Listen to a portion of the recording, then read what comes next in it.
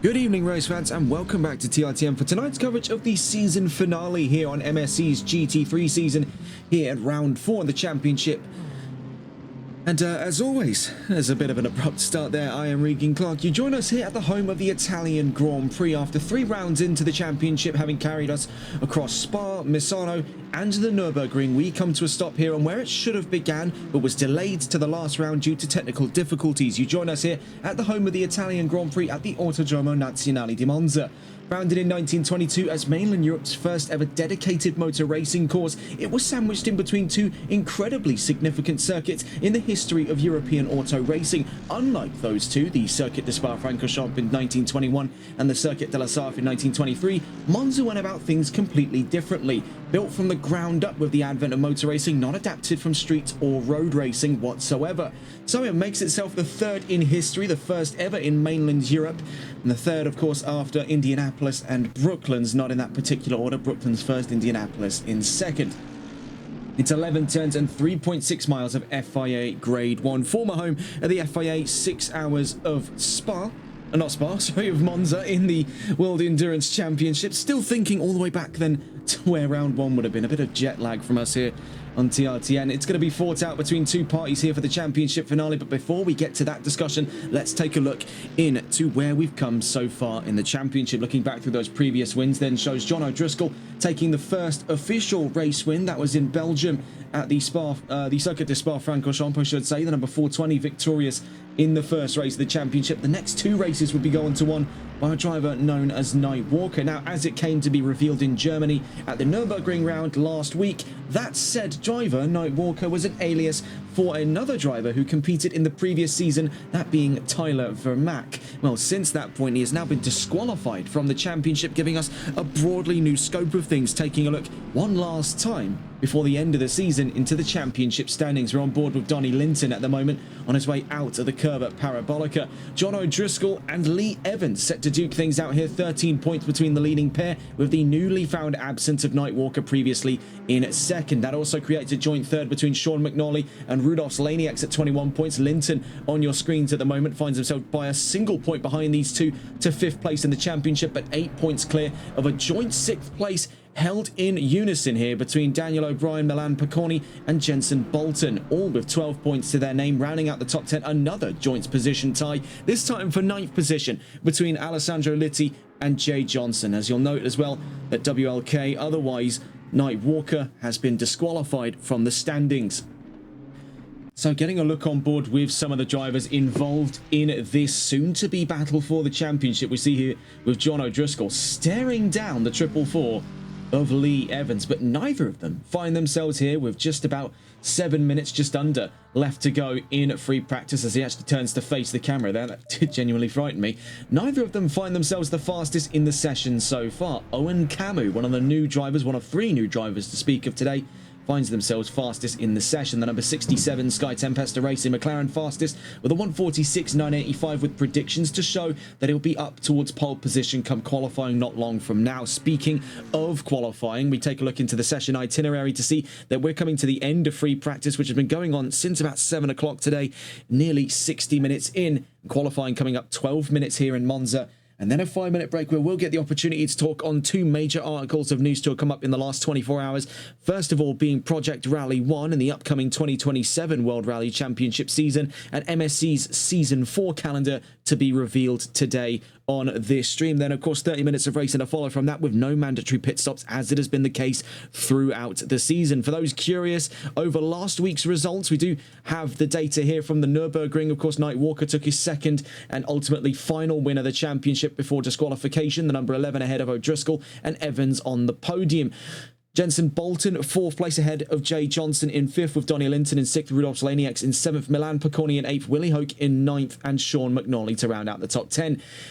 Anthony Daniel in 11th place ahead of Alan O'Brien in 12th, Liam Morrissey in 13th ahead of Sebastian Scaparo in 14th. We see in 15th, Pete Morgan in 15th, and Christiana Slaniak 16th, Sean O'Grady in 17th, Bartosz Kowalik in 18th, and 19th place there for Wesley Ambrose. Rounding out the top 20, Daniel O'Brien with Jonathan Barrett in 21st, a single DNF in that race from Alessandro Litti.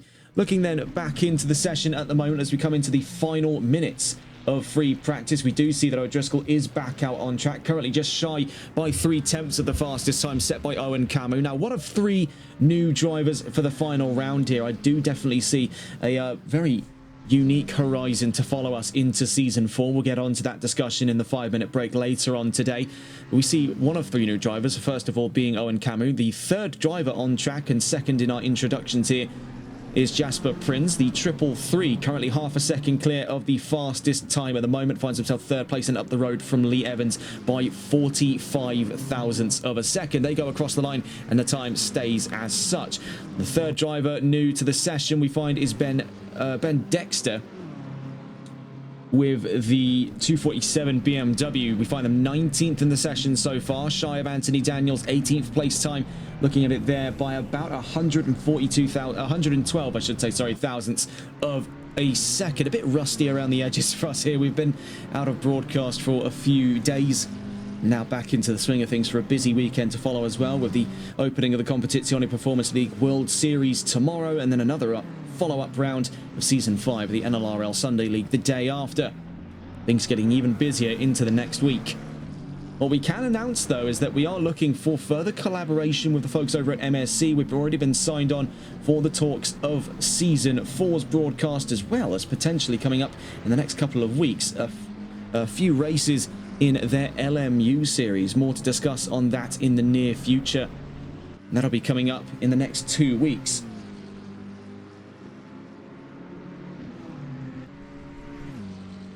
As we see at the moment on board with Ben Dexter.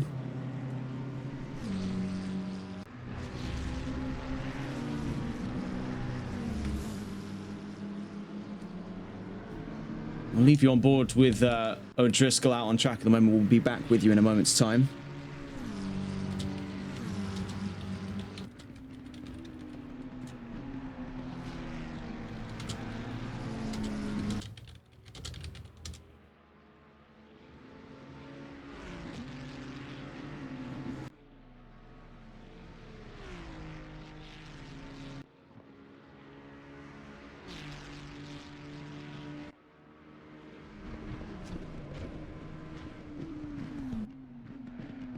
Just about 2.5 minutes left to go in free practice. We're just going to run a quick diagnostic test, so do bear with us here.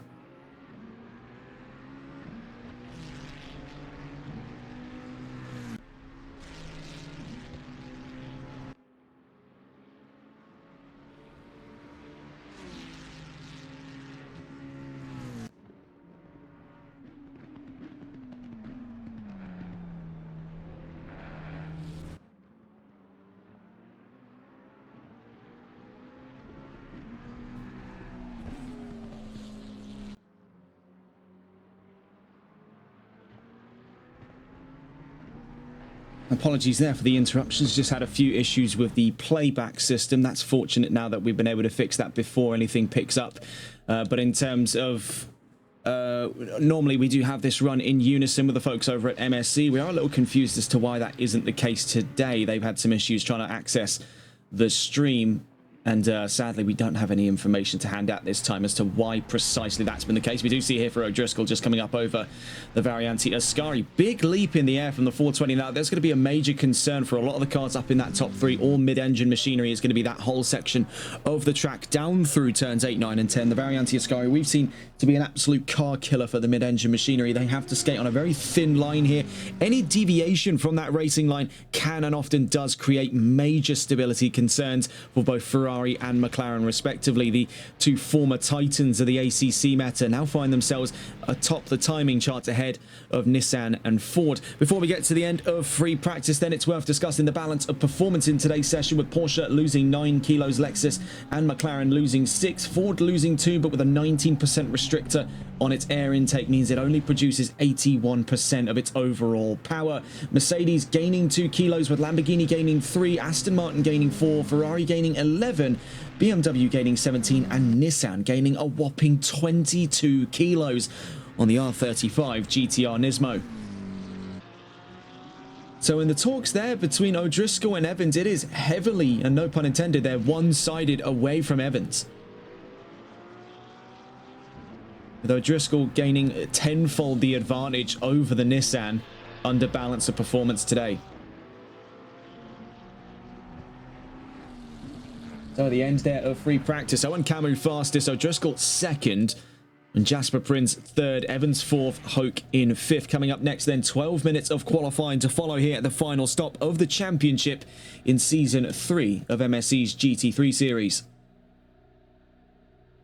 You can see there from the pit lane, the 67 fastest in the session, 146.985. Now, it's worth noting, McLaren do find themselves somewhat towards the back end in terms of top-end speed here in Monza. We know among the faster manufacturers have been reported from BMW and from Ford on this grid. It's also worth noting that there is definitely an argument worth making for Nissan and Mercedes-AMG, who have both proven on a few occasions here to be formidable in the straightaways. That's definitely worth noting in the case of Lee Evans, as we'll later discuss over the course of qualifying the odds for the championship fight between O'Driscoll and Evans coming into this final stop. Of course, the absence of the number 11 means it is just these two as our two major parties fighting for the end of the championship. So with qualifying just about to kick off here, 12 minutes in Monza already. First out the gates there, we see an enthusiastic start from the 28 of Willie Hoke. Then following in his trails appears to be that of the I want to try and get this one on the record here. If I'm not mistaken, that is the 777.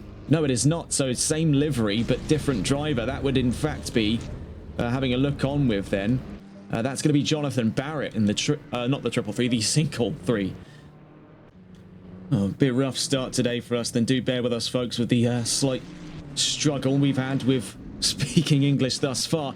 On board then with the leading car out of the gates here, the number 28 of Willie Hoke. Now, taking a look back through our qualifying predictions, this was based off of data we gathered on the grid about 20 minutes before the end of the session, about 10 minutes, in fact, before we went live with you today. And it still shows the same data that we gathered towards the end of free practice just a moment ago. 146.985, the fastest time set by Owen Camus in the number 67. That leaves him currently the fastest time in the session and most likely to be upon pole position by the end of this qualifying session. O'Driscoll predicted it second with Prince third.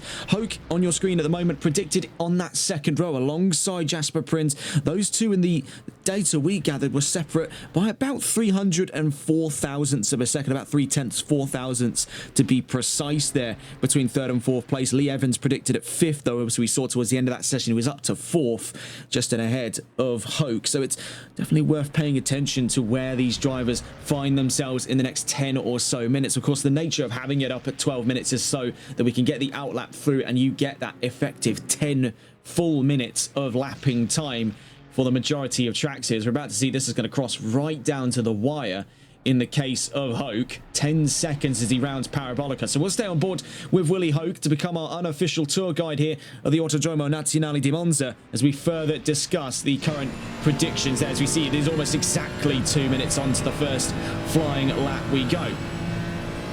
So further behind Hoke is Evans 5th, Laniax in 6th, Picorni 7th, O'Brien, that being Daniel O'Brien 8th, Jay Johnson 9th, and Lewis McKenzie in 10th.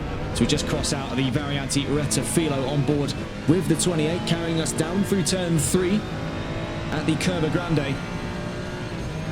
We've seen this has been among the most dreaded opening sectors of any track anywhere in the world of motorsports. The last time we visited the Autodromo Nazionale di Monza, as we cross now down into the Variante della Roggia, turns 4 and 5, was the 6 hours of Monza just a few weeks ago in the NLRL Console Endurance Series. Down through the Curva de Lesmo then, turn 6 and turn 7, sometimes also referred to as Lesmo 1 and Lesmo 2.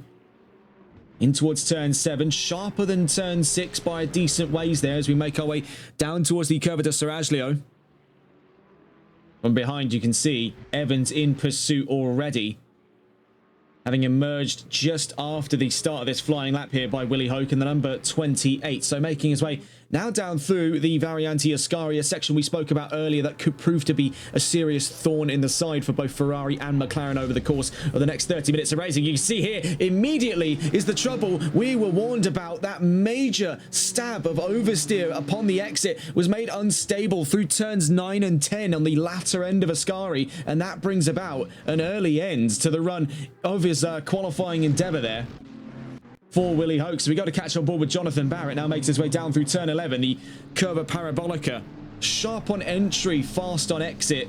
So you see it opens up there past the apex down towards the line. So Jonathan Barrett set to become the provisional time of qualifying after that huge wipeout for Willie Hoke. Down across the line, 149.490 by Barrett. Then Linton faster by 115 thousandths. Then to the line from behind him went the number 8. That was Jay Johnson with Ferrari. Then from behind him, the 29, the 44, the 67 across the line as well, with the 420 right behind him. And the 333 goes faster than the 420, who temporarily held on to that fastest time by 105 thousandths of a second. That puts Jasper Prince at the fastest time thus far, 147.805, with O'Driscoll second, Camus third, Picconi fourth, and Laney X in fifth. Joining the charts, the 247, that's Ben Dexter, 10th fastest. Then from behind him, the 66 and the 122. The 66 was, that was Alan O'Brien. Sadly didn't put a time in. The 122 on your screens at the moment was Anthony Daniel, and he puts in the 10th fastest time, relegating Dexter just outside of the top 10. The 77, or the 777, I should say, and the 88 across the line a moment ago. Following them, the 123, Alessandro Litti, now across the line to 9th fastest. The number 86 across the line, Sebastian Scaparo, 11th, just tucks in there behind Jay Johnson.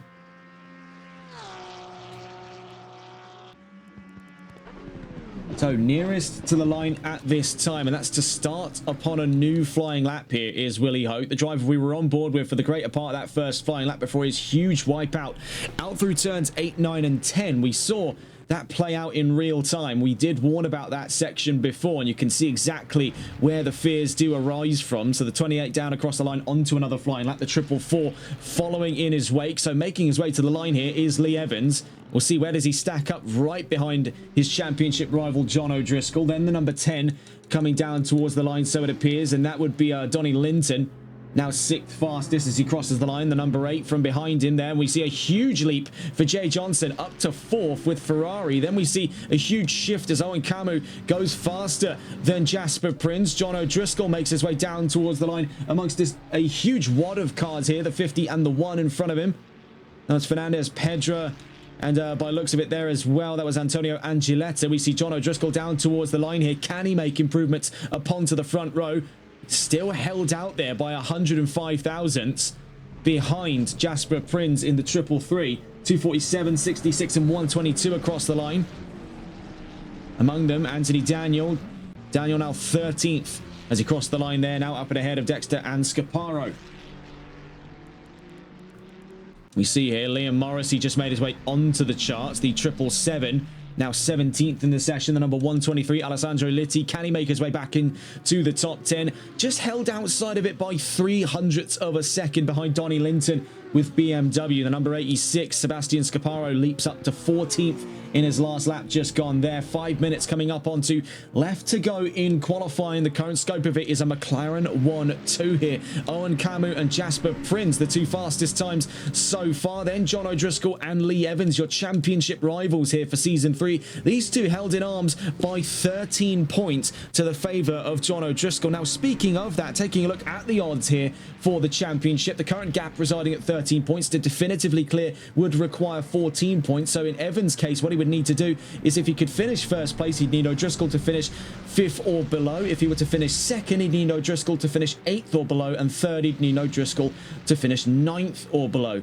4th or 5th are non-negotiable options. He would not find enough of an advantage, no matter where O'Driscoll finished, to clear ahead of the Ferrari. So really, in the case here, the pressure could not be higher for Evans to try and clinch this championship ahead of O'Driscoll. For O'Driscoll's case, he has to finish ahead of Evans at all costs. It does not matter if he takes a race win today, but he is certainly charging for one in the early doors of the qualifying session. 4 minutes left to go, and he's up to the front row now with ample chance to challenge Owen Camus, and he's not alone in that fight. Joining him, his fellow Ferrari, Jay Johnson, having made the leap up to 3rd, now ahead of Jasper Prince by 100th of a second. Prince, by that matter as well, is joint on time with Milan Picconi with the number 29 Mercedes. Those two dead level down to the 1,000th. Up there between 4th and 5th place. The 123 coming to the line here, we see with Alessandro Litti. Down across the line from 13th, stays there for Lamborghini. Number 86 nearest to the line, so that would be Scaparo, we saw on the map, and then we see it here as a bit of a wonky run through the Curva Parabolica, so we'll see whether or not that materializes as an improvement from 16th across the line, and as expected there, nothing to have been found. Currently then, the fastest time, 1:46.665, set by Owen Camus. On his debut drive, mind you, in this championship, Season 3, for the sum of its very short time spent in the limelight, has provided plenty of surprises, this being the latest among them. So when we get on into the discussion of Season 4's calendar during the break, it is definitely worth considering, if we are to see this driver again, the likelihood that he may be able to compete for a championship in his own respect with the performance we're seeing today. Bear in mind, there'll be more rounds coming up into Season 4, that which we'll be able to discuss not too long from now. Nearest to the line, the 112, so that is going to be, by the looks of it there, Rudolf Laniacs from 9th on the field, still tucked in behind Linton and Hoke from 8th and 7th. Number 1 and number 4 nearest to the line, Antonio Angeletta from 17th across the line with Ferrari, couldn't find anything, and behind him was on the map there, the number 4, that being Sean McNally, 14th at this time, 2.208 seconds away from the fastest time locally, not too far off a shout here of 13th, courtesy of Alessandro Litti and Lamborghini. Number 1, 2, 3, we see here down towards turn 11. 122 having crossed the line not too long ago, that was Anthony Daniel, 17th in the session. We see Litti down towards the line now, crossing over into that point of no return. This is where it's going to be all or nothing for that charge back into the top 10 for the Lamborghini. Would need to make, looking at it there, roughly in the park of about 135 by looks of it there, thousandths of a second. That would be to cross over into that margin set by Lewis Mackenzie in 10th place of the session thus far. Number 28 nearest to the line, so Willie Hoke, of course, amidst that huge wipeout at Ascari, has since made his way 7th in the timing charts so far. And we see here, crossing down towards the line, onto his final flying lap. Sadly, no improvement to have been found in that last one, but I think it's worth noting that he was coiling up for this one. So you see here for Evans, down across the line, onto another flying lap, the last he'll do in this championship before the last race coming. Number 3 across the line a moment ago, and the number 8 by looks of it there coming into the pits. That's Jay Johnson, reeling from a fantastic qualifying session. It's definitely worth picking up there with Johnson, what has been a brilliant qualifying session so far. 3rd fastest, already ahead of one of the McLarens that was otherwise dominating that front row. Jasper Prins still behind by a single 100th. Now he's in a very uncomfortable spot here. He is dead level with Milan Piconi, admittedly to no challenge now as Piconi's in the pit lane past the point of no return. So really all it is fighting that incredibly thin gap to make 3rd in qualifying. As we see here, he will be beaten by the bell, and not the only driver to have found himself in that predicament. Plenty more down to the line. Among them was the 122 of Anthony Daniel. Down to the line then, the 333, Jasper Prins, on his first ever qualifying. Can he clear it? Yes, he does. Up to 3rd. From behind him, the number 123, Alessandro Litti, sadly held away from being in that top 10. Will start from 13th place for Lamborghini. Nearest to the line, the 777, Liam Morrissey, on his way down towards the Curva Parabolica.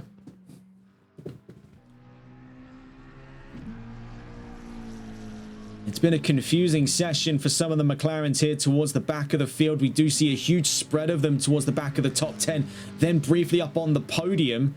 So we see here for Morrissey, he makes one of 2 McLarens towards the back of the top 20, the other being Marcelino Fernandez Pedro. Both of them starting then, by the looks of it, not too far away from one another at all. 20th and 21st. Number 3 nearest to the line. That's for Jonathan Barrett. From 15th on the field, can he find an improvement at the end of this session? Not this time around. Number 44 nearest, Lewis Mackenzie, on his way to the line.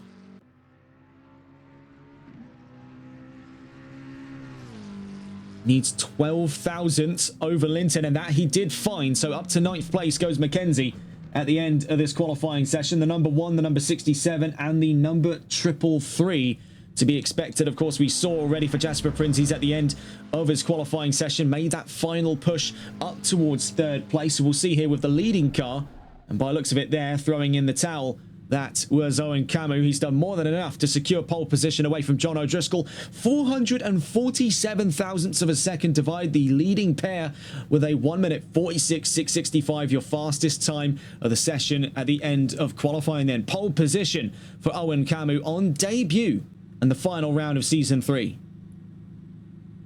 So then, getting on to the session itinerary once again before we take a look into the race, taking a look here with the current schedule. Do find ourselves now at the end of qualifying and onto that 5-minute break where we get to talk about two major articles of news to have spiked our interest in the last couple of days here. Project Rally 1 and MSC's GT3 Season 4. So, plenty more to follow. So, getting on to that discussion post-haste here at the end of this session. Of course, there will also be the discussion of the grid coming up after our brief talks here. We're taking a look into that discussion almost immediately. One of the most curious cases in the world of rallying has emerged in the last couple of days here. That has been ProSpeed's Project Rally 1 as it gets its first full body image release since the announcement of the project earlier in 2025. They're set to become the first privately constructed car to compete independently in the WRC, and it's going to be the first fully dedicated rally platform since the end of the Group B era in 1986. What we mean by this is, unlike the other three main manufacturers in Rally 1 who developed their cars from pre-existing homologated models, ProSpeed is working it the other way around, building a rally car first and a road car second, with recent interviews stating they're confident in being able to produce 10 legal examples to deliver to the FIA for scrutineering. If they pass, they'll have a 10-year legal basis to compete in the World Rally Championship. The mechanical base of this car is set to be derived from the Skoda Fabia RS Rally 2, as the new regulations coming up next year in 2027, when this car is set to make its debut, dictate that all mechanical components must be sourced from current Rally 2 manufacturers. That leaves the menu as following for any would-be manufacturer teams: Ford, Toyota, Hyundai, Skoda, Citroën and Lancia.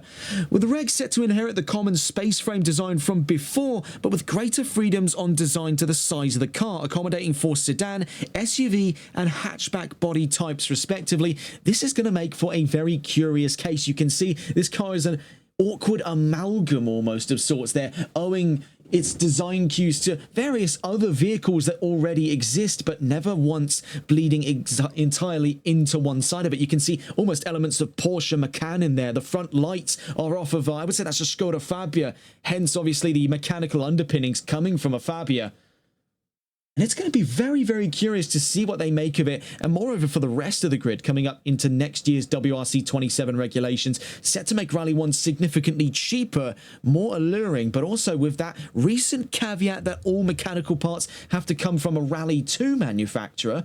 It is going to now have to promote that new manufacturers wanting to re-enter the World Rally Championship must first do so under the auspice of the much cheaper and more accessible Rally 2 configuration before they can commit to a mainline Rally 1 campaign. Now, our next article of news comes out of this series in particular, as now we get the opportunity, and it is a great privilege of ours here on TRTN to be able to reveal the calendar for Season 4. Taking a look then, it will be 6 rounds in the 4th season of the GT3 Console Championship here on MSC, with Brands Hatch set to be its debut on the 13th of March, Zolder to be the second round the week thereafter. Then continuing week on week, we'll find ourselves at Silverstone, the Hungaroring, Zandvoort and Barcelona throughout what is a 6-round championship, an extension over this season's 4-round tenure, held at the same time as we've seen here for this championship's races in the last couple of weeks. Now, I'm quite excited here to take a look at this championship because, of course, completely bespoke to the events we've seen this season. No returning events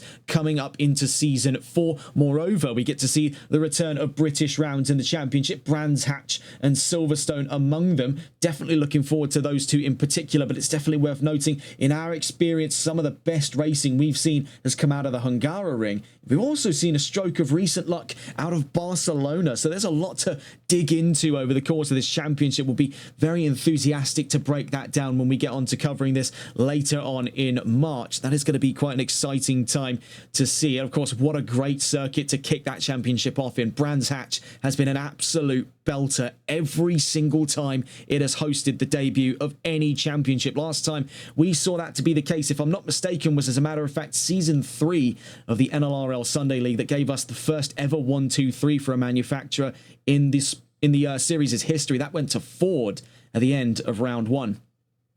So then, taking a look onto the final grid of Season 3 here in MSC's GT Console Championship, and it's Owen Camus on pole position on his debut in the number 67 Sky Tempesta Racing McLaren. Alongside him then, the possible champion-to-be, John O'Driscoll in the number 420 Ferrari. Behind him, Jasper Prins, also on debut, makes the second row right behind his fellow rookie, the number 67. These two brand new to the championship here in the final stop. Behind him, Jay Johnson, Milan Picconi, Lee Evans and Rudolf Zlanieks. Willie Hoke, Lewis McKenzie and Donnie Linton to round out the top 10. Then further down the order, Alan O'Brien, Daniel O'Brien, Alessandro Litti, Sean McNally, Jonathan Barrett, Sebastian Scaparo, Anthony Daniel and Antonio Angeletta. Liam Morrissey and Marcelino Fernandez Pedra round out the top 20, with Ben Dexter and Sean O'Grady in the 11th row of the grid. On board then with Owen Camus as we get on to the discussion of that formation lap. So taking us away then, Camus from O'Driscoll. This is going to be a very curious start to this race indeed. This is one of the most universally dreaded sections of FIA Grade 1 the world has ever known. It has created some of the most brutal moments we've seen in motorsports. Making our way then down towards the dreaded Variante Ratafilo. When we were last here at Monza, of course, we mentioned that was over the course of the 6 hours of Monza. Ended up becoming into 2 halves, really, the 2-3 hours of Monza, respectively, in the Console Endurance Series. But even then, that gave us one of the most brutal starts that season had seen when we got green and racing for the first time earlier on in the championship. I mean, it was absolutely feral from what we saw there, and that was a grid of upwards of 20 to 30 or so cars here. We've 22 in all, 11 either side of it for the start of race 4, the final round of what has been a very short but very sweet season 3. It's given us plenty of twists and turns, and very soon could give John O'Driscoll his championship title. Bear in mind, it is looking highly favourable for O'Driscoll. Of course, his current odds to take the championship away from the chances of the 444, which we can find there tucked further down the field behind Milan Picconi, that being Lee Evans.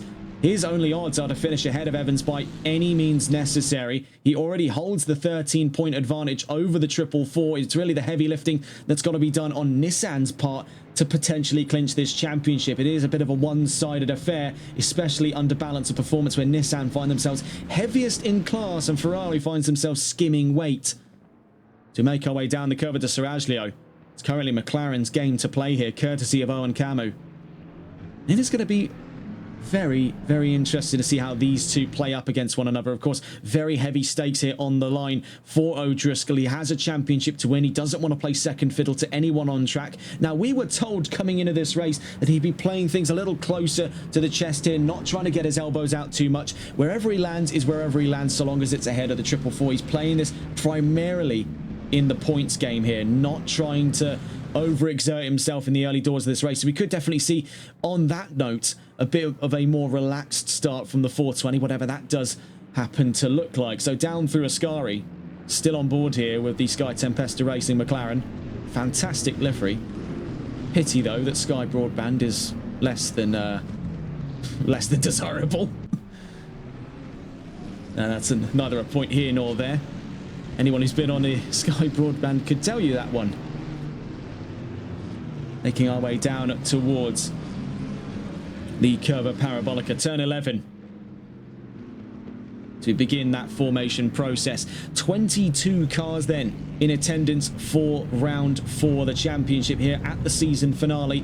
Picking up where we left off 3 weeks ago, after that very bizarre quote-unquote first round here in Monza that saw half the grid disconnect at the halfway mark of the race. Ultimately, the session would later be red flagged and the season would be re-ran from Spa onwards. But I say thank goodness that it did, because getting our second opportunity to visit this circuit in this championship has proven to be a gamble worth taking, as making our way down towards the line. 22 cars in all, with the championship riding upon the line, hanging up over the first 3 rows, making our way down towards the line. Then 30 minutes of racing against the clock here in the Autodromo Nazionale di Monza, home of the Italian Grand Prix, now home of the final round of Season 3. Down towards the line then, Camus from O'Driscoll, and now we're green racing here in the Temple of Speed. A great start we can see there from Jasper Prince on the second row, now up and alongside John O'Driscoll into the slipstream of Owen Camus as we make our way down towards the Variante Rettifilo for the first time. We see that trying to go up and around the outside went the 333, later onto the brakes, potentially taking the initiative as he gets up the inside through to turn 2, ultimately sells himself a bit short there as now tucks in ahead of O'Driscoll. Now up and around the Curva Grande, tucks over the rear quarter of Owen Camus. These two looking to go side by side. Meanwhile, it's yellow flags down at Rettifilo. So we see recently there, Evans now up to 4th ahead of Johnson. Down towards Della Rosia we go. Very eager start then from Prince. Back into green flags here into Sector 2 as we now see further down the line. Things getting a little bit wiry between there by looks of it down the order. Get a look here with the likes of not only Lewis McKenzie, of which we're on board with at the moment, but look up in front of him with Milan Piconi, Rudolf Slaniacs and Willie Hoke all getting into arms here over position. This is currently for control outright by 6th place. In through the Curva de Lesmo, we see they're up into 7th. Goes Laniacs ahead of Hoke. Looking up through the order, back into our leading pair as we head in towards the Curva de Seraglio. That's the leading trio as it stands here, with John O'Driscoll glued to the back end of this twin set of 720Ss, up over the front row of this race.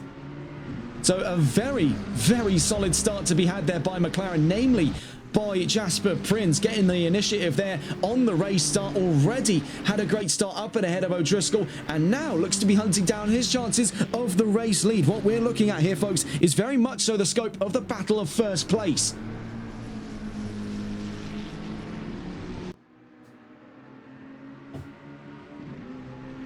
Making our way then out of Parabolica. In that last lap as well, faster by 0.3 of a second. It is a staggering statistic to hold there.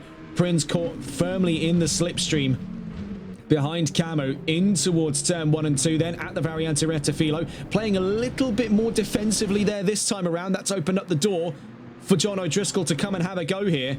Getting a look on board. Trying to catch with the Ferrari now up and alongside. We're looking here in the fight of second place between Jasper Prince and John O'Driscoll, looking up in towards the Variante della Rosia, up the inside the 420, going longer onto the brakes, though the 333, there is contact, but very quickly saved there by O'Driscoll, but he is not happy with that whatsoever. As you can see, creeping up from behind, still side by side as it stands at the moment with Jay Johnson, is his championship rival Lee Evans in the 444 GTR. Those two incredibly close to one another as it stands for that fight of 4th place. We saw, though, a bit of a fracture point in this most recent fight for second between Prince and O'Driscoll. We see O'Driscoll swerving down the Curva de Seraglio. Why on earth would he be thinking of doing such a thing there, trying to put some heat in the tyres, perhaps? In towards Ascari, trying to leverage every degree he could possibly get here, but right now as he drops away from the slipstream of the McLarens, he has got to start considering here, looming off in the distance, the faint shadow as it stands right now, but perhaps not for long, of the GTR, the 444 of Lee Evans. Looking away then from the fight of second place, we look on board here with Jay Johnson. This is for 4th place. He was right up and alongside for a moment's time there with the 444 of Evans. Now tucking in over the back end of the GTR as we make our way out of turn 11.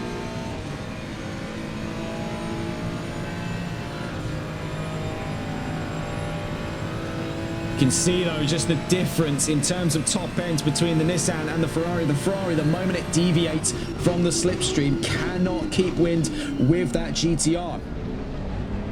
V6 against V6 there on the run in towards the Variante Rettifilo. Johnson can't find any dice of it. We see in the background, though, big trouble by, so it appears, for that of Lewis McKenzie.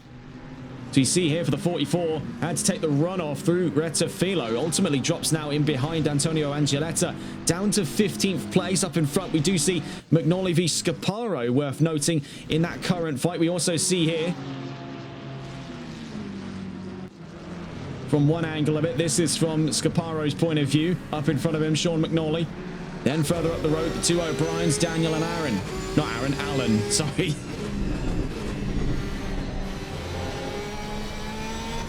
Still getting to grips with names here, but I'm sure we'll come to recognize all of these drivers implicitly into Season 4.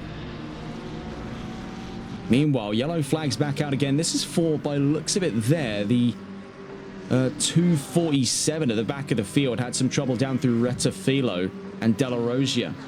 Now as he makes his way out of the curve of Delesmo, back in the green flag, so no issue in reporting that there. We'll see here with Scaparo's point of view, chasing down McNally. From behind him, it's worth pointing out that previous engagement there between Mackenzie and Angeletta. Mackenzie dropping in behind Angeletta. He's very quick to start to regain some of that ground. Meanwhile, Barrett looking to be getting into a fight not long from now for 16th place, defending against Anthony Daniel.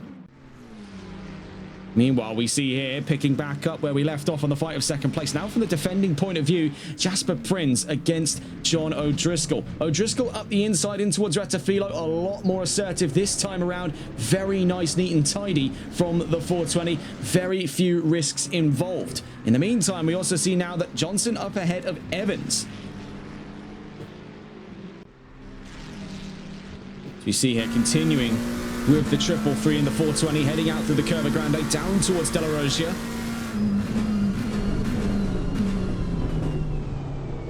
And a very active opening 7 minutes of racing here in Monza. With a lot riding on the line, we can see trying to get inside the head of the 420 here, the 333 on his first ever race. Now it is quite a delight here to see drivers not afraid to get their elbows out, not afraid to get up and into the action with drivers already established in the series. I think we see that degree of hesitancy play in late season for a lot of people not wanting to stick their neck into the championships. I think it is quite a refreshing take here to see drivers land absolute shockwaves on the grid like Camus and Prince have so far. Bear in mind, they may not be 100% familiar to this field this season, but that's not stopped them from getting into the thick of it with these drivers. Bear in mind, that whole top 3 are new for this season. In fact, the whole top 4, if I'm not mistaken, are new for this season. More on that later on, though. Yellow flags out at Ascari, the number 28 in trouble, and that is Willie Hoke in the same place we found him the last time around where he had big trouble. That was during his qualifying run, and now it picks up to bite him on the backside once again. The 28 in trouble down at Ascari. He gets back up and running, but down now in 17th place, just before the first 10 minutes have concluded. So looking back in with the rest of the field, as we see that Evans has now dropped down to 5th and actually lost quite a considerable wad of time away from Jay Johnson on our screens at the moment in the number 8. There is worth considering that potential fight coming up not too long from now, not only between Picorni and Evans, but looking behind them, an ongoing fight here between Rudolph's Laney X and Donnie Linton. This is for 7th on the field as we take a look in here with Linton defending away from Laney X. Bear in mind, Laney X with a lot of heavy lifting to do here, 19% restrictor up over that Mustang, so he has really got things far and out and away from him compared to the BMW when it comes to straight line speed. So he's having to attack, and that he does on the exit of Della Rosia. Had to back off for just a moment, didn't want to go up into the rear bumper of Donnie Linton. Can see though the frustration beginning to surface in that 1-1-2. Stuck up behind the car, he knows he can pass, but he's waiting for the opportunity to make that definite, knowing that he does not hold the same kind of straight line speed advantage he has held in previous occasions with Ford. Not this time around. The LFM balance of performance have properly neutered the performance off of that Ford. You can see it on our way down to the Curva de Seraglio in towards the Variante Ascari. As now we see, actually, that looks to be trouble up in front. Yes, it is. That's Jasper Prinz. And yellow flags are out down at Ascari as another car is caught victim. The 420 can breathe a sigh of relief knowing that it has now secured 2nd place, but now that gap has been sliced down because of the 333 bailing out through that corner. Whatever did happen, we could realistically assume much the same as what we saw for Willie Hoke not too long ago. But coming into the end of the first 10 minutes, it has gone very quickly sour for Jasper Prinz as he drops now down to 9th place. Looking here from the attacking point of view on with Rudolph's Laniacs as we get into the discussion of the grid after the first third of racing today here. 10 minutes already in of 30 so far, with Owen Camu leading with the fastest lap. It's O'Driscoll second and Johnson in third, Evans fourth and Picorni fifth. On our screens at the moment, the newly found fight of sixth place to be found between Donnie Linton and Rudolph's Laniacs. Daniel O'Brien in eighth, Alan O'Brien in ninth, and Sean McNally promoted to the top 10. Right behind him though is Sebastian Scaparo in 11th, Lewis McKenzie behind him in 12th. Into the pit lane, a very damaged 333 there, Jasper Prins. That could very well be the end of his race today after that incident down at Ascari. He's into the pits for repairs. As we see here, a pretty decent wad of cars backed up towards the back of the top 10. They're currently marked by the number 4, the black and green GTR of Sean McNally. Just behind him is Sebastian Scaparo and Lewis McKenzie. Both of them hunting him down for a chance of the top 10 here, of course, adhering to the FIA Formula 1 point scoring system, where only the top 10 of the grid are taking points at the end of this round. Now, to give a brief synopsis as to what that looks like, from first down to 10th place, that's 25, 18, 15, 12, 10, 8, 6, 4, 2, and 1. A very universal unit of point scoring now. That measurement has been used in quite a few different series. We have seen in more recent times that to become a larger scale thing, where we see now upwards of the top 20, top 30 positions gaining points. But here it is sticking very closely to the old school style here in sim racing, where we follow directly off of Formula 1. We do see a big step out of oversteer there for Sebastian Scaparo, and that ultimately nets Lewis McKenzie his opportunity to move up into 11th. But with the Porsche now parked on his rear bumper, we know how formidable they can be under the brakes. What are the chances he holds on to 11th place? Well, let's find out. Down towards the Variante Rettifilo, Scaparo in pursuit, now emerges from behind, late onto the brakes there. Meanwhile, right behind them, it's worth pointing out there, Antonio Angeletta had a fantastic run on the brakes, but what a move by Scaparo. Let's just get a look at that, because this is absolutely textbook. This is what the Porsche is all about. This is why people pick that 992. Not any other car in GT3 on this grid right now can get stopping power like that, albeit there was a little bit of a bump just past turn 1. But he was already well within his opportunity to make that move on the run down towards Rettifilo. That is what it's all about for the 992. We do see, though, he's not out of the woods just yet. Still tucked in behind him. And we saw there poking out into the inside line, just sizing up his chances of his next move is Lewis McKenzie in 12th place. But joining the fray now from behind, we see arriving very quickly there the number 1. That's the black, grey and green Ferrari of Antonio Angeletta, a driver we've often seen with Porsche, so it's curious to see him with Ferrari this time around. Down the Curva de Seraglio, McKenzie and Scaparo side by side. This has been an exhilarating fight for 11th. Up and around the outside goes the 44. Absolutely brutal stuff here. Get a look at that on the replays too.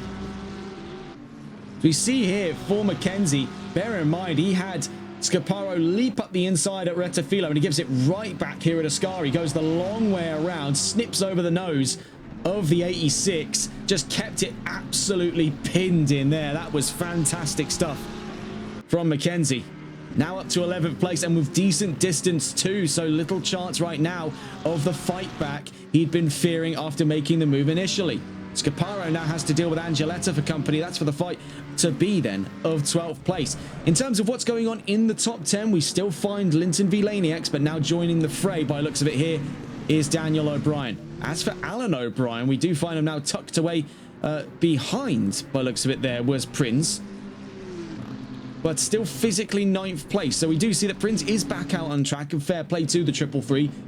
Firming the damage, getting the car back out on track. It's all about experience at the end of the day, and he'll be able to pick all of this back up into the charge in Season 4 should he enter into that one. Do look forward to seeing how that unfolds in March. So taking a look at things at the moment, as we are not actually too long away from the halfway mark. So how time has flown when we're having fun, and having a lot of fun. So we saw was towards the back of the top 10 and into 11th place there. Scaparo v McKenzie, namely, in particular. So Owen Camu leads in the number 67 ahead of O'Driscoll second, Johnson third, Evans fourth, Picorni fifth. Linton, though, we see trouble here for the number 10, having to cut all the way across Ascari. stays by looks of it there in 6th, with now, as you can see there, Rudolf Slanieks going up and around the outside of him, but we can see that nerfed engine, that 5.4 with the restrictor on, is having serious trouble navigating past the BMW. That could very well invite in Daniel O'Brien, and that it does. We see here upon the exit of turn 11, he could very well find himself in the slipstream train here. So too does Jasper Prinz at this time. You see the 88 now forced all the way to the farthest edge of the track, now tucks into the line. Right in behind there, the likes of Rudolf Slanieks. We see very late on the brakes though for the Latvian as he nearly finds himself onto the emergency exit. Jasper Prinz runs the long distance around there and unlaps himself from the number 112. Bear in mind, this is all building in to that current fight as it stands right now for 7th place between Slanieks and O'Brien. In the time since, though, Sean McNally has now passed up Alan O'Brien, with Lewis McKenzie sizing up his chances here of a move into the top 10. We've seen an enthusiastic drive so far here after early doors issues for McKenzie. He has not backed down since. He had a great fight with Scaparo. Now he's eyeing up a fight here with Alan O'Brien. That 10th place could fall into his hands very shortly here with a bit of a dodgy run through the Della Rosia. But then we see in the background, Scaparo spins into the wall, finds himself back on the infield there, reverses across track in the nick of time just to avoid any incident with Anthony Daniel in the 122. It's a pity there for Scaparo because, much like McKenzie, he has had a fantastic wad of fights today in the opening half of this race. It is a pity, though, as we see that the Porsche, it is a dangerous vehicle indeed. One very, very finely honed, not easy to control in the slightest. You do run that risk. As much as we see its stopping power is unparalleled, it is a whole can of worms entirely to control by contrast. As you see then, solidifying that current scope of 10th place ahead of O'Brien is McKenzie. Looking back up, though, in the other O'Brien's point of view, this is Daniel O'Brien hunting down Rudolf Slanieks and still in pursuit then of that 112. For the first time in, well, I imagine seemingly quite a long time, Ford is actually vulnerable to an advance by McLaren. On paper, you'd never have believed it here in Monza that Ford could be caught up by McLaren, given how dominant they've been without restrictors in play. But under LFM BOP, that car has seen a significant detune. That's what's currently held Slanieks from the top 5 throughout the season. The 112, definitely within his chances. But under BOP, it has just been a very cruel case here for Ford. I mean, there's with every reason they've had to introduce that restrictor. It has set the Ford down to almost being comparable in terms of overall performance. You'd say it's maybe on the level of, you can't really even say AMG because right now they're outgunning Slanieks, that being Milan Piconi up in the top 5 now by half a second away from Evans. So it's kind of put them down on maybe the same level as, I want to say, Lexus in that sense. And it's seemingly rather ironic for Ford this time. Of course, 5.4 litre V8 front engine, rear drive. Bit more on the heftier side, more stable. It does mirror a lot of the attributes we saw way further back in the history of ACC in the Lexus RCF.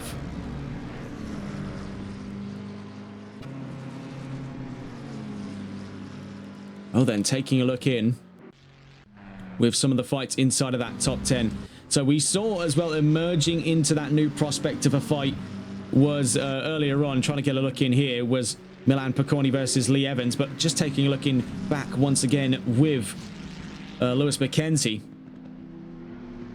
Back on the drive here, not only into the top 10, but you can see a difference in line between himself and McNally. He is actually hunting down a chance right now of 9th place. We stay on board here with Lewis McKenzie, and that last lap was faster by, looking at it there, 374 thousandths of a second over McNally. Bear in mind, he's not out of the woods. Alan O'Brien is not too far away at this time. We saw he was really able to get the anchors down in towards turn 1 and 2. What is that going to play for in terms of bringing his gap any closer in? We'll come to see in a moment's time here. Dropping then into the final 10 minutes of racing coming up not long from now, just under 11 minutes as it stands before the end of today's race, as we follow on board with Lewis McKenzie, who's back into the top 10. He's been on a revenge drive here let's not get ahead of ourselves. He's not out of the woods until the checkered flag flies, and as he found issues there up through Della Rosia, that very nearly took away his chances to be within that top 10 once again. You see step out there, bit of oversteer on the run through the Curva de Lesmo, turn 6 now into turn 7 for Sean McNally. Picking up a bit of gravel here. Definite signs of fatigue on the number 4, and this is something the 44's got to consider here, as he knows McNally is starting to falter a little bit, so he can't afford to falter now.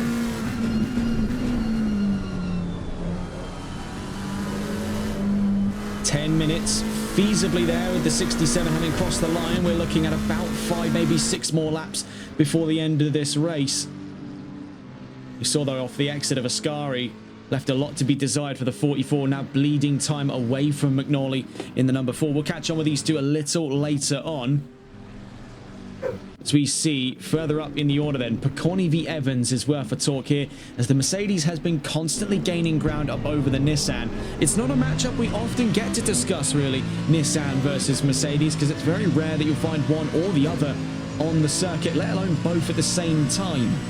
But we are blessed here in Season 3 of MSC to find both.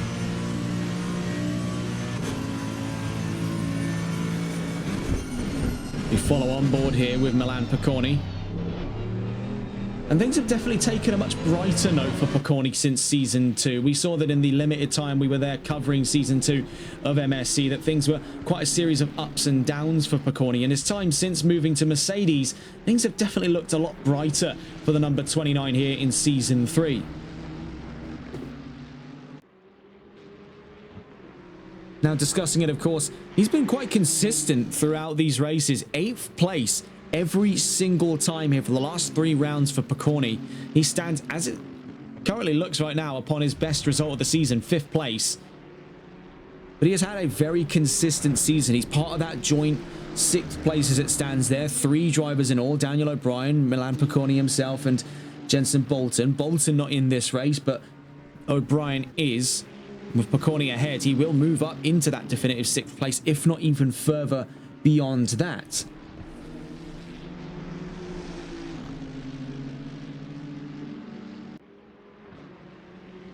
As it stands, though, we're seeing a bit of stalemate settle in here in that fight of 4th place. The Nissan just able to keep pretty solid distance. We do see here, though, this is for Lewis McKenzie, stranded upon the exit of Ascari in a really uncomfortable spot on track here, trying to almost swerve his way around traffic, because he now becomes the latest victim of Ascari's slingshot style corner structure, and it's set him head over heels, facing the wrong way around the track, and as we saw there, was having to slalom his way around oncoming traffic. That must have been one of the scariest moments of the season here for McKenzie. Sadly, that has now put a very swift stop to his charge of the top 10. 7.5 minutes left to go. It would take now a miracle to put the 44 back into the top 10, so not a great way for him to end the season off, but he has had some of the best fighting so far. It is worth that much.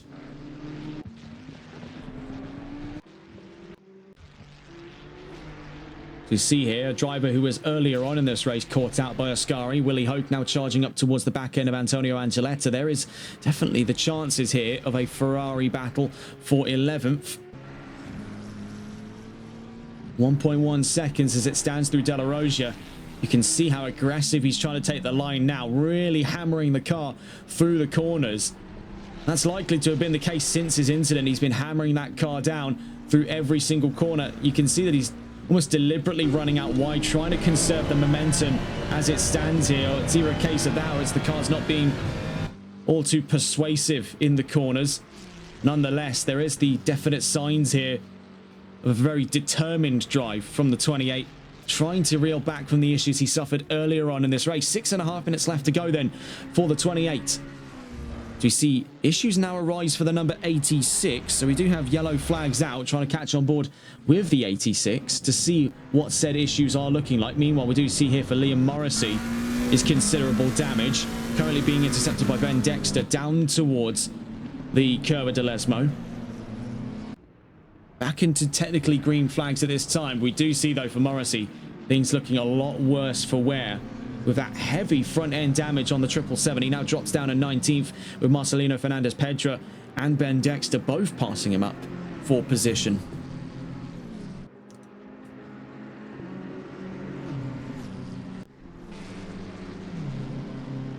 Looking in here with O'Brien v Laniacs. Donnie Linton now having dropped down towards 8th place and staying there as we see very late onto the brakes into Della Rosia there. It is very close to the line for the number 88. Challenging there in through turns 4 and 5, I should say. In towards turn 6 now we go. Into turn 7. You can see, though, that overexertion's not done him many favours in the long run because he still finds himself caught in an awkward stalemate. 0.9 of a second either side, so held in equilibrium as it stands from 7th place, 6th and 8th at equal distance from him. These three split apart, so close yet so far away as we head into the closing 5 minutes of racing. Yellow flags out once again, this time for the number 1 that now retires to the pits and possibly out of this race entirely. That is for Antonio Angeletta. And there we see goes the number 1 out of this race. Back in the green flags, they're now on board with Lee Evans, who is now gaining ground up towards Jay Johnson. If you see there in that last lap, faster by 0.7 of a second. Johnson is bleeding time at a fast rate of knots away from Evans. So while it may very well be the case here that he still stands to lose out the championship, and with O'Driscoll up the road by 6.7 seconds as it stands right now, the chances for him to catch up, then intercept, and then somehow push O'Driscoll down enough positions to find himself in control of the championship. In spite of all of that, he is still going to find his way to fight all the way back up to a podium. Round the Curva Grande, now at the inside down towards Della Rosia. Jay Johnson tucks in behind, but with Milan Piccorni pressuring from behind, that Ferrari is caught in a very tight squeeze upon the exit of turn 5. Into turn 6 we go. Johnson still right behind Evans, practically pushing that Nissan down towards turn 7. He backs off there on the second part of the Curva de Lesmo.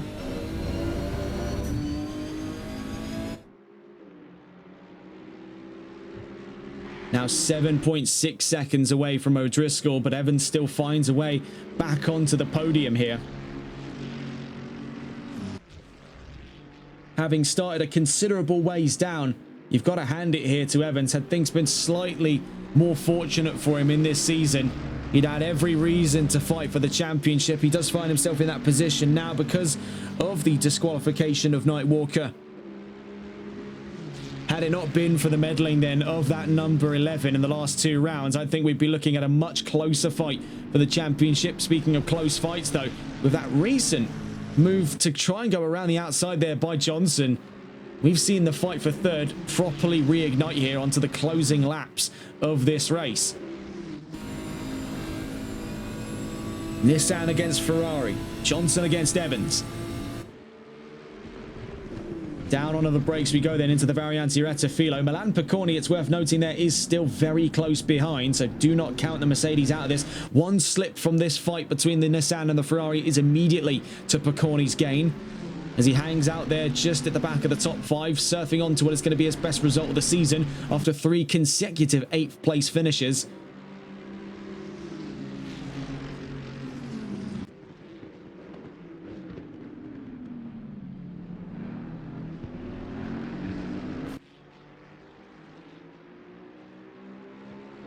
Do see there for Johnson, he is starting to bleed time away from the Nissan, and that is playing into the ebb and flow of things here, as now he does find himself backing up into Milan Piccorni.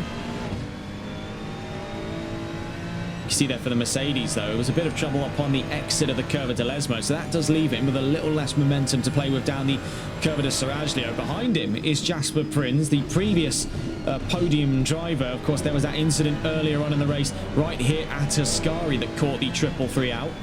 One of several drivers to have suffered much the same fate at turns 8, 9 and 10.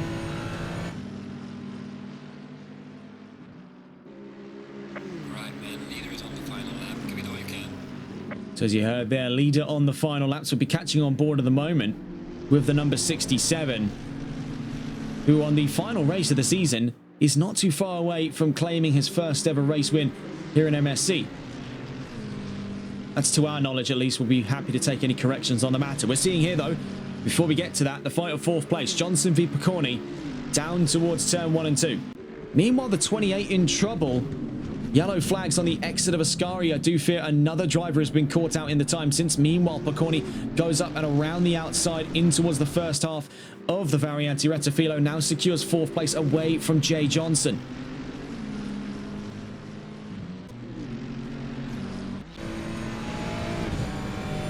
You can see for the Ferrari, it is painstaking at the moment. It's flagging for performance. You can hear him almost there lifting off of the throttle, weighing up how does he let past Prins at this point without losing too much time over Piconi. You can see there, was considering it, holds the inside, lets Prins roll on past. But Jay Johnson, it has still been a fantastic race nonetheless, but you can see there effectively... oh, hang on a second. What's going on here? Jay Johnson appears to be in serious trouble. Something is awry for Jay Johnson. He's back into the pits. So what has gone on there? He's fuel saving. So that may very well have been the case. Johnson's out of fuel. What a bizarre end to this race then. Coming down towards the line though. We're on board once again with Owen Camus, who has completely disappeared from that grid for the majority of this race. A silent procession to his first ever race win here at MSC. Down towards the line. Camus wins in Monza. An absolute phantom of this grid then. Entered this series at the last stop to take that race win. Down towards the line though. At the last post of today. 4 rounds in the season 3 in all. With only one having been won by the 420. He has done more than enough in this time. John O'Driscoll is your MSC season 3 champion.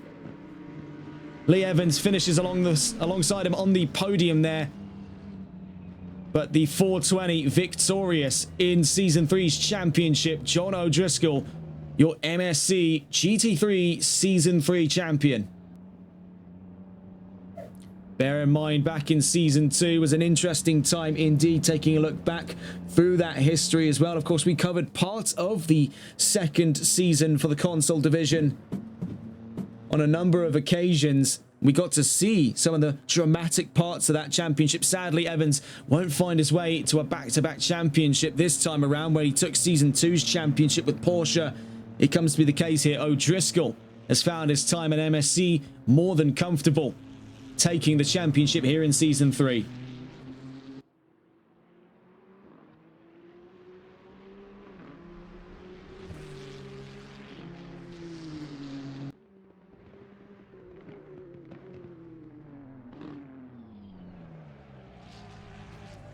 So, meanwhile, taking a look at the rest of the grid as we wait to see the last of the results roll in. We're waiting to see here from Scaparo, O'Grady, Dexter, and by the looks of it there, Johnson, who has forced himself back into the pit. So it's pretty clear as the case to us that Johnson ran out of fuel. And we saw that as what was going on with the engine there. He's lifting. We see in the meantime, I think that's just caught out as well Sean O'Grady. So that's 2 Ferraris out of fuel. Unless O'Grady's holding there for... I really can't imagine what. I'm very confused. There's definitely not a case that he's trying to get a dramatic roll down to the line. I'm pretty sure that Ferrari is starved of fuel. Yeah, we can't hear the engine. That 43 is out of fuel. But he's going to roll it down towards the line at the end of the championship here. That Ferrari in the last run down towards the line is just scraping its way to the checkered flag. And there he has it, the world's most expensive soapbox for all of that, what, 100 or so meters. Sean O'Grady to the line for 15th in this race. Taking a look at that final result, though, Owen Camus wins in Monza. John O'Driscoll second, and more than enough to become Season 3's champion. Alongside him on the podium then, last season's champion and his championship rival for Season 3, Lee Evans with Nissan. Milan Piconi in 4th with Donnie Linton in 5th. Daniel O'Brien 6th. Rudolf Zeleniak in 7th. Sean McNally in 8th. Alan O'Brien in 9th. And Anthony Daniel in 10th. Willie Hoke in 11th with Lewis McKenzie 12th. Sebastian Scaparo 13th. Ben Dexter 14th. And Sean O'Grady, we saw there limping to the line for 15th. Jay Johnson caught out and forced back into the pits, finishes 16th ahead of Marcelino Fernandez Pedro 17th, Liam Morrissey in 18th, and Jasper Prins in 19th. DNFs then by Angeletta, Barrett, and Litty. What a bizarre end to what has been a fantastic season. Credit where credit's due then. We see here the changing of the guard as the number 420 peels off and celebrates here in fashionable style. Peels away from the 444, last season's champion with Porsche, Lee Evans. Now plays second fiddle to the arrival of John O'Driscoll, your Season 3 champion with Ferrari.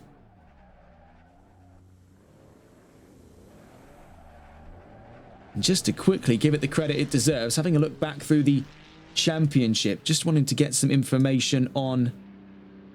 sadly, we don't have the information on Season 1, but I believe this might very well be Ferrari's first championship in the MSC GT3 series. Of course, last season went to Porsche at the hands of Lee Evans. O'Driscoll here in the 4-part mini-series that is Season 3 wins with Ferrari. It does leave a broad new horizon as to what to expect up into Season 4. Now, to bring that back up, that's what Season 4 is going to look like, folks. Picking up on the 13th of March at Brands Hatch. And that'll carry over 6 weeks to the 17th of April in Barcelona. 6 rounds of that championship. Brands Hatch, Zolder, Silverstone, Hungaroring, Zandvoort and Barcelona. An all-European championship then.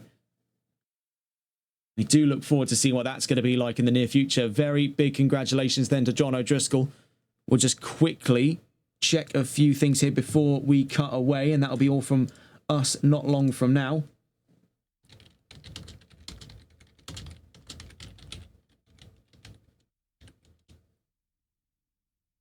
We'll double check that one. If not, then we'll be wrapping up from here. It has been, albeit a very short series, but one that has given us plenty of options. And plenty of great fights over the course of what has been a very short amount of time. The last 4 weeks have been a fantastic sort of microcosm of races in this championship. And I have just gotten word here that we are going to be able to get a word out of your Season 3 champion, John O'Driscoll.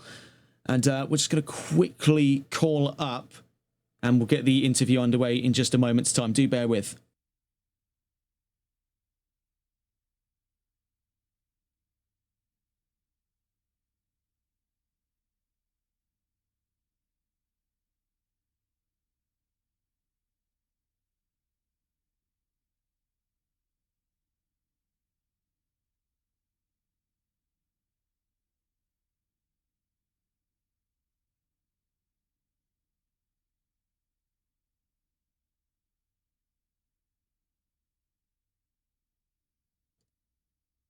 Hi there, John. It's Regan from TRTN. Congratulations then on Season 3. How are you feeling? This is an undescribable feeling. I mean, I've league raced for nearing a decade now, and coming to VSR, coming to ACC as a whole, and joining VSR, and learning the skill of GT3s, and finally being able to put a championship on my resume. It's especially against someone that I've raced against for so long in Grizz or Lee Evans. It's truly, it's wow. So in that sense, the student has become the master in your feeling? I mean, there's definitely a couple more masters out there that I've met in the past. Nightwalker, to name one. Thank God he wasn't here, but yeah, it's I just can't. I'm so happy to have finally done it on another game than F1, and for such a good commentator like yourself to be doing it, to commentating over it's. I just don't know what to say anymore. Flattering. Well, having a look into that Season 4 calendar, do you reckon you'll be competing in Season 4, the GT3 Console Championship? Well, you've got me on this ball for me, then. I've been seriously debating what my future on ACC will be, especially after the VSR fallout with certain admins who I won't put on blast live.